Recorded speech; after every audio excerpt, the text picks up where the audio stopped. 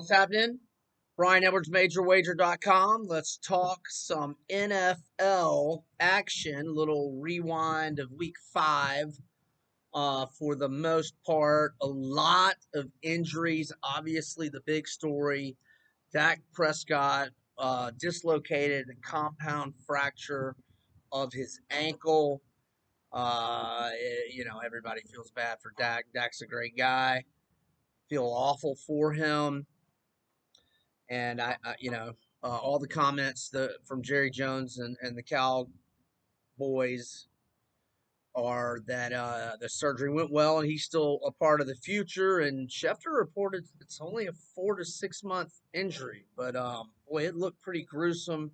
Um, I and I don't. I'm not trying to act like, oh, I was right. But I mean, I did say many times over the last 2 off seasons that I thought he was taking a big chance and, quite frankly, making a big mistake turning down those huge contract offers. I believe 2 years ago they offered him 30 mil per year, if I'm not mistaken, and I want to say they upped it to 35 this past off season, but he wanted 40, or his agent wanted 40, and whatever they franchised him, I think he's getting 32 mil this year. I just don't think that you turn down generational wealth. I just don't. Football is too dangerous a game to turn down generational wealth. Maybe he'll still get it. Hopefully, he still gets it. I mean, I want him to still get it, but man, I mean, goodness, this year's I don't think I could spend 32 million the rest of my life. But 30 million times 5 or 6. I don't know that Dak's grandchildren could spend all that money before they die. And so I said it was a risk. Anyway, tough luck. Tough luck. The Cowgirls do win, though, yesterday, and the Giants remain winless. Had the Giants won that game, or Cowboys are sole possession of the lead with a 2-3 record, right? I think everybody would have had one win. Now, Philly has the tie. But the Giants did not get it done. I don't know why they aren't getting my guy Caden Smith more involved. He lit it up in November and December of last year, and he gets 1 or 2 targets a game these days and is not on the field in many important situations. No comprendo, Joe Judge. And, that fake field goal getting called back was a real killer for the G-men. Yesterday, lots of injuries, which is kind of to be expected because everybody's off season and training camp was messed up by COVID. Browns Greedy Williams out indefinitely with a shoulder, cornerback out of LSU. Chandler Jones, Arizona's best pass rusher, probably out for the season. Cowboys lost a D lineman for the season. Baker Mayfield's got a rib injury. I saw a quote today from the media. Sorry, is that the wind? Yeah, the wind's really blowing over here at Castle Day Tomlinson. I hope it's not shake. Looks like it's shaking my screen. I'll hold it in place. Where was I going? Baker said he will play this week. His mama didn't raise no wuss. Good quote. I like that. My Steelers, well, my Falcons, but Falcons row in 5, house cleanage. I did just see Arthur Blank had a presser with Rich McKay, who run football operations till we find a new GM.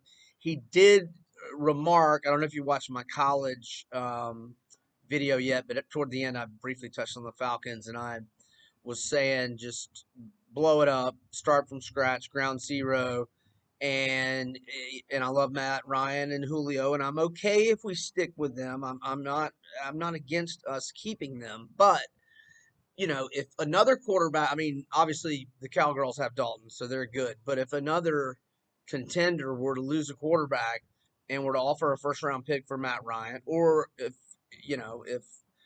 let's say I don't want to name names for potential injuries, but any team that it loses a receiver or two. If we can get a first round pick for Julio, again, I'm not like insistent upon it. I'm not, Matt played terrible yesterday. That interception down 7 in the end zone was awful. But I mean, he's not the problem. I mean, he's played well for the most part this year and throughout his career, and he's the best quarterback we've ever had. And we're gonna put Julio and Matt in the Falcons Hall of Fame, all that good stuff. But if we can get a first round pick for either or both of them, I'm not against it. But it's Rich McKay seemed to dismiss that notion by saying that there was not going to be a fire sale because he wanted the new GM and head coach that gets brought in to have a big say in what sort of roster and personnel shakeup we're going to have. They have named Raheem Morris, the former Bucks head coach, who's been on the staff for a while, as the interim coach. And there you go. We don't need to talk about the Falcons anymore. Okay.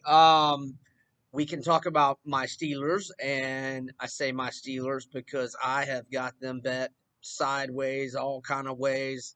Over 9.5 win total, even an over 10.5 at some pretty good plus money, which was I have one account who offers all kind of adjusted win totals and all sorts of matchup season win totals. And I have Pittsburgh in like 7 different matchup bets with various teams. I'm +2 against Baltimore. I'm like minus maybe 1 or 1.5 against the Eagles. I am like minus 1.5 or 2 to the Raiders. Who else do I have? I have them matched up against a couple of other teams. I'm kind of shooting a blank on it right now.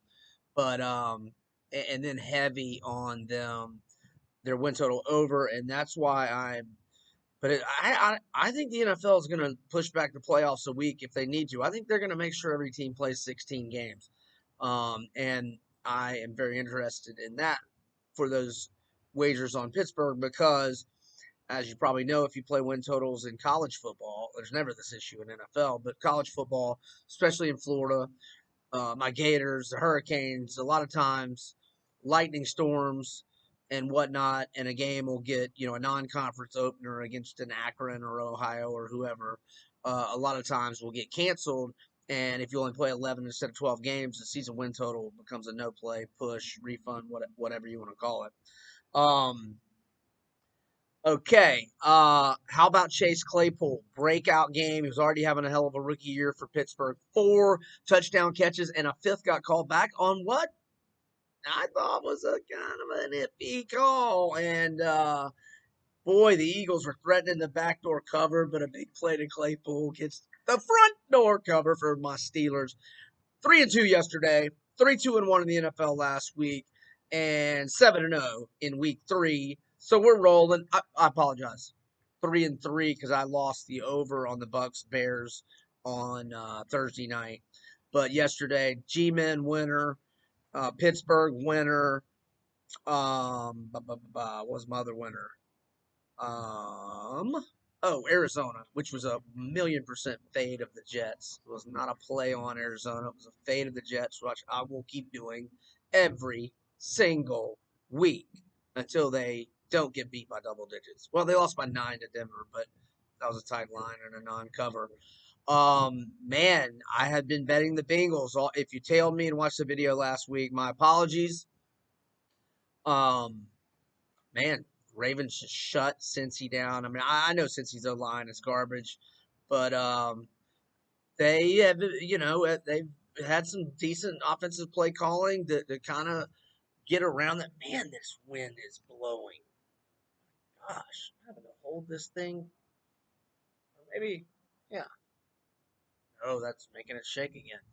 All right, anyway, I mean, Ravens just total ass beat. And how about Patrick Queen? And how about it getting out that, and if you missed it, you can check my Twitter at Vegas B. Edwards. There were quotes by Ed Orgeron. I heard the reference on Red Zone Channel yesterday that Queen and Burrow did not get along at LSU, and Patrick Queen had a blindside sack, forced fumble, and recovered the fumble on Burrow. And I don't even know if I ever saw the highlight of the 52-yard scoop and score. I don't know if he forced the fumble or if he just picked it up, scooped, and scored touchdown.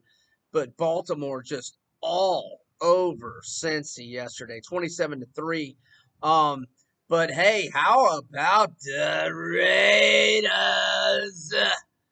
The Raiders going into Arrowhead. Who was more impressive yesterday? The Raiders 40-32 at KC, or the Miami Dolphins going out west? Fitz Magic remains alive and well, and the Dolphins absolutely trounce the Niners. Put up the biggest number at Levi's Stadium, which I know has only been around, what, 4 or 5 years? 6 maybe? 43 spot. Never been done to San Fran's defense. Jimmy G gets benched. Woo! Now there's a team that would be interested in my guy Matt Ryan in the 49ers, but the Niners 2-3 now, and they're chasing Seattle, and they are also behind the Rams. The Rams are playing good ball. And I can't believe I did not put them in my pick pack. That was just a total oversight on my part. I did personally bet them yesterday, but I didn't get it in my pick pack, which was a garbage move because the Skins, even though they covered against Baltimore by a hook the week before, the Skins should be on your fade list. The Rams look really good.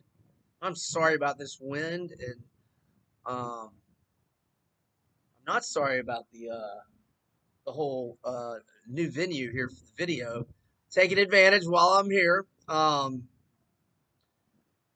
Okay, where else? Where else we going?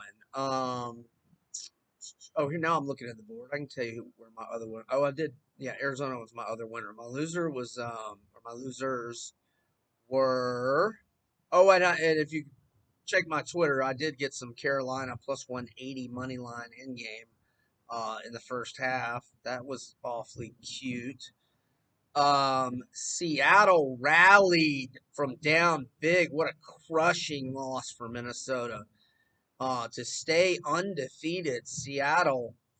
That offense of Seattle has been so good, and the Vikings held them to zilch in the first half and had a double-digit lead most of the way. And Seattle rallies to victory.